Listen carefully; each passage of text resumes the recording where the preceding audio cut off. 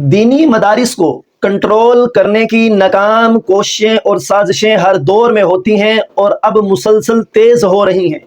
دینی مدارس کے معاملے پر حکومت کو تھوڑی دیر بعد خارش ہونا شروع ہو جاتی ہے۔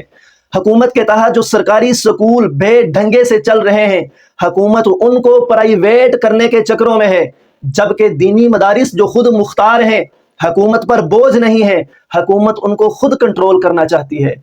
یہ عجیب لوجک ہے۔ مدارس کی رجسٹریشن کو لے کر پہلے بھی کتنی بحث ہو چکی ہیں۔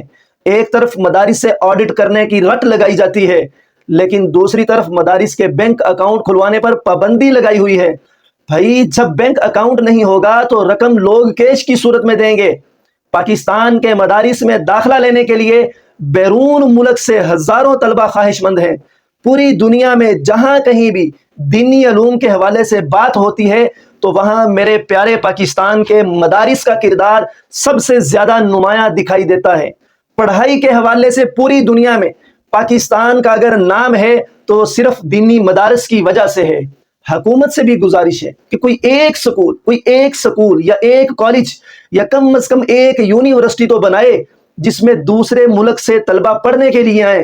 چلو باہر سے طلبہ نہ بھی آئیں، لیکن صرف اتنا سٹینڈرڈ قائم کر لیں کہ ہمارے ملک کے جو بیوروکریٹس ہیں، ججز ہیں، سرکاری عہدیدار ہیں، ان کی اولاد وہاں پڑھ سکے، باہر پڑھنے نہ جائے۔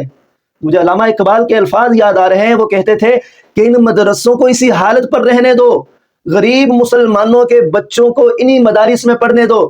اگر یہ غریب طلبہ نہ رہے تو یاد رکھو مسلمان مسجدوں میں اذان دینے کے لیے اور تم اذان سننے کے لیے ترس جاؤ گے۔